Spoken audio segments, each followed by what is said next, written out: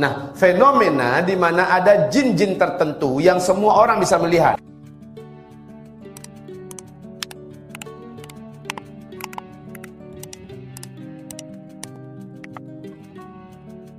Dia bisa melihat muncul di sini, bisa berbicara dalam 1-2 menit bawahnya, lalu menghilang. Tiba-tiba ada muncul lagi di situ.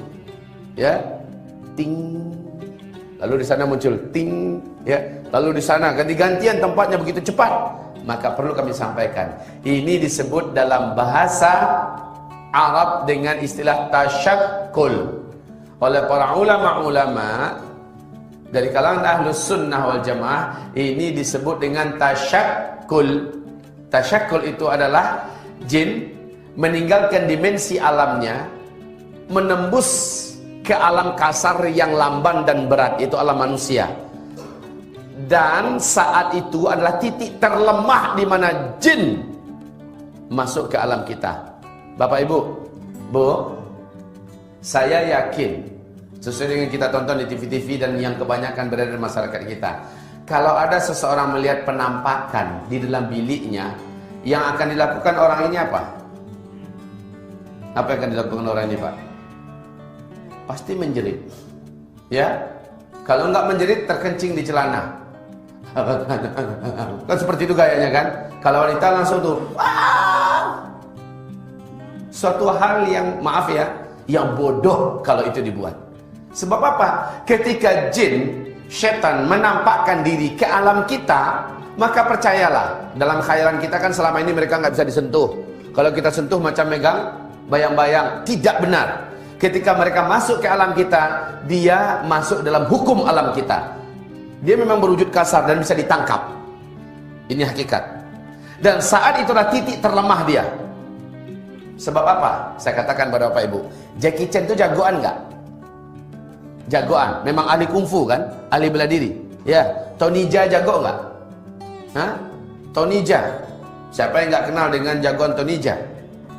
Hah? Kemudian Jet Li jago nggak?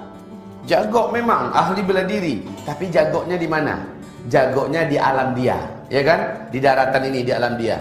Coba sekarang Tony Jaa, Jet Li yang lain itu, lemparkan dia ke laut, suruh kelahi dengan ikan hiu. Menang mana? Menang mana? Ikan hiu itu bisa bersilat, bisa kungfu nggak?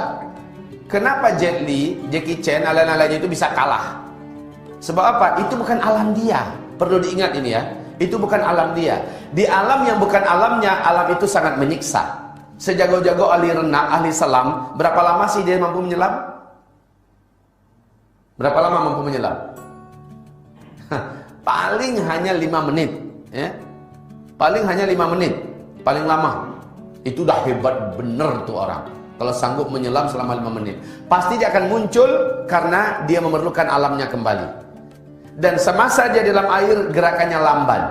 Dia akan menjadi mangsa makhluk-makhluk berbahaya yang ada di dalam air itu. Nah sekarang kebalikan. Seorang ibu pegang pisau dapur, disuruh berhadapan dengan ikan hiu yang paling ganas, tetapi ikan hiu itu dilemparkan ke dapur. Ibu pegang pisau dapur, menang mana kelahi itu? Hah? Pasti menang ibu. Walaupun tuh ibu nggak jagoan kelahi, nggak usah dia apa-apain ikan hiunya, tunggu aja gak setengah jam mati itu kan hiu, betul nggak? Apalagi kalau ibu ini menusukkan pisau tadi. Jagonya ikan hiu hanya di alamnya.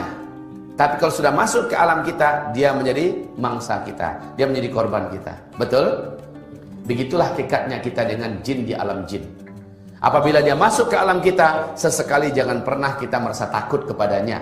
Persis pernyataan Imam Mujahid rahimahullah, bila engkau melihat syaitan menampakkan diri kepadamu dalam wujud apapun saja, maka hinakanlah dia, ambil benda apa yang ada di dekatmu dan lemparkan kepadanya. Bismillahirrahmanirrahim.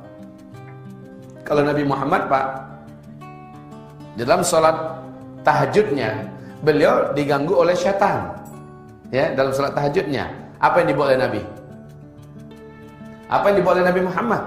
Langsung dicengkramnya dengan tangannya, kemudian dipegangnya leher daripada syaitan tersebut. Syaitan tersebut mengecil sampai lehernya, lidahnya menjulur, kata Rasulullah SAW, sampai ke batas lutut daripada jin ini. Jinnya menjadi kecil. kemudian lidahnya menjulur. Kata Rasulullah, kalaulah aku tidak ingat dengan perjanjian saudaraku Sulaiman dengan bangsa jin, bahwa tidak ada lagi manusia yang akan menguasai jin setelah ini, pasti dia akan saya ikat di tiang. Jadi Pak, kalau itu jin sempat menampakkan diri ke alam kita, lalu kita tangkap Pak, dia pasti kita dapatkan. Pak, dia pasti kita dapatkan.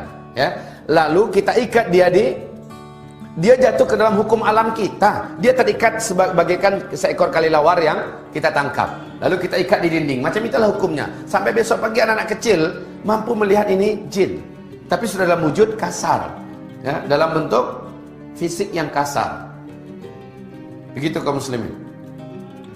Makanya dalam perjanjian di alam jin, haram bagi jin menampakkan diri di hadapan manusia, karena ini pantangan dan undang-undang yang ketat di alam bangsa jin.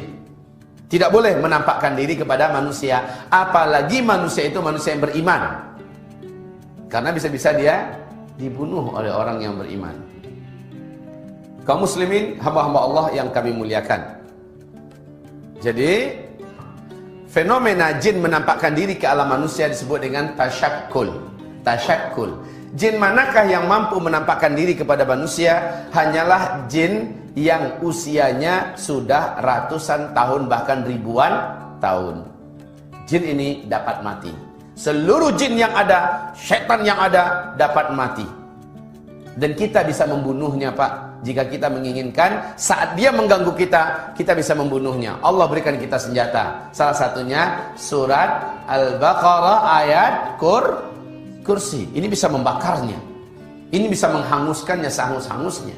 Sangat banyak kisah. Di sini didapatkan, silakan cari kitab ini. Di sini didapatkan penjelasan dalam hadis-hadis Nabi yang sahih, di dalam sejarah para ulama salaf, di mana jin dan setan ternyata dapat dibunuh.